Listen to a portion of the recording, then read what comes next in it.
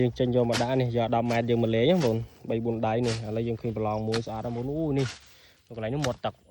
នេះអានេះព្រៃធំភាសាពោះដើរកាត់តាមហ្នឹងបងយើងរៀបលេងយើងលេងកាត់អញ្ចឹងដើម្បីកុំឲ្យចាយម៉ោងច្រើនពេកនេះមកយើងបង10ម៉ែត្រនេះសាច់ចំណងអូធំបងអើយទៅនេះលើគុណភាពនេះ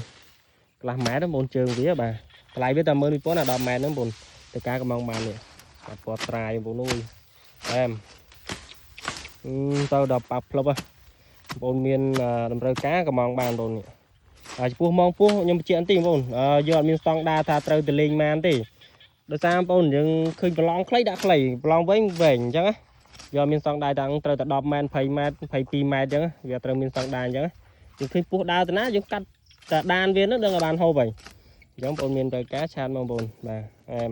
នេះទៅលើសាច់ម៉ងបងសាច់ម៉ងសាណងសាន់តើជាប់ម៉ានគីឡូគាត់ដាច់ដែរបងនេះហើយយើងត្រែប្រឡងស្អាតណាបងអូនេះទៅពោះដើរគៀននឹងដែរ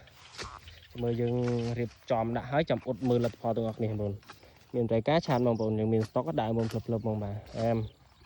នេះយើងយកមក10ម៉ែត្រយើងមកលេងហាតម្លៃ12000បងប្អូននេះបងសាច់ហ្មងទៅធានាសាណងនេះរៀបលេងយើងលេងអញ្ចឹងបងជិះមើលស្មាត់ចងឲ្យមើលនេះដាក់កន្លះម៉ែត្រដាក់3ទឹកមកបងយើងលេង3ទឹកមកទុកជើង2ទឹកព្រោះកម្ពស់វាកន្លះម៉ែត្រយ៉ាងហ្នឹងមកពោះយើងលេងអត់ខ្ពស់ទេបងលេងទៀតព្រោះវាដើរក្រោមបាទយើងលេងអញ្ចឹងមកនេះបងប្អូនតែសួរថាបងលេងមិនយើងលេងអញ្ចឹងបងនេះជិះមើលនេះប្រឡងវាមកទៅសាំងថ្ងៃមុនខ្ញុំឃើញវៃកបីដើរហ្នឹងដូចចិត្តបានយកមកលេងអញ្ចឹងណាឥឡូវបានយកតកាឡា4មកនៅខាងខ្ញុំវាធ្វើមានពុះធំដែរហ្នឹងមានតែត្រឹម2គីឡូអី2គីឡូ3គីឡូហ្នឹងអស់ហើយយើងលេងតកាឡា4ទៅបានទីអីគេមួយខ្ញុំបងទៅការឆានបងឥឡូវយើងមានស្តុកវិញ10ម៉ែត្របាទ10ម៉ែត្រតម្លៃ12000ហ្នឹងបាទរៀបលេងយើងលេងអញ្ចឹងនេះកម្ពស់ប៉ុណ្ណឹងមកបងហ្នឹងកន្លះ4ប៉ុណ្ណឹងបងតែកាលណាពោះចូលទៅវារុកហើយវារុកធំណាបាទចាំមើលខ្ញុំឲ្យមើលបងកន្លះ4ប៉ុណ្ណឹងទេកាលណានេះវាវាទៀងធំជាងហ្នឹងយើងលេងមកនេះយើងកាត់អញ្ចឹងមកនេះបងនេះ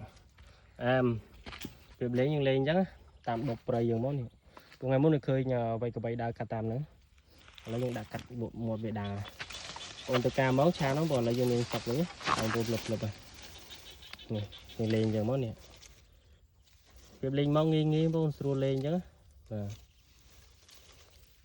បងទៅការមកឆាមកឥឡូវយើងមានស្តុកវិញទៅនេះទៅលើគុណភាពមើលអូនេះមើលអណងបងឥឡូវយើងយក10ម៉ែត្រយើងមកលេងរបៀបលេងយើងលេងអញ្ចឹងបងនេះ10ម៉ែត្រហ្នឹងតម្លៃតែ12000បងនេះណាបងអូយថ្ងៃមុនឃើញពោះដើរកាត់តាមហ្នឹងថ្ងៃនេះមានទឹកយើងលេងគៀនអញ្ចឹងមកនេះបងអូយកន្លះ4មកយើងនេះយើងលេងអញ្ចឹងកម្ពស់ទៀបបានហើយព្រោះពោះដើរក្រោមឯងយើងស្មានថាយើងហើយកន្លះអញ្ចឹងមកបងនេះចាំមើលអ៊ុតមើលលទ្ធផលរបស់គ្នាបងអូយ10ម៉ែត្រវិញហ្នឹងបងបាទទៅនេះលើសាច់អាណងបងនេះសាច់អាណងសាច់នេះភេទសាច់លេខ3បងមិនមែនតូចនេះជាប់ប្រហែលគីឡូក៏ដាច់ដែរបងមិនយកលេខ1លេខ2យកមកលេងណាលេខ1លេខ2បាទលេងត្រីទេ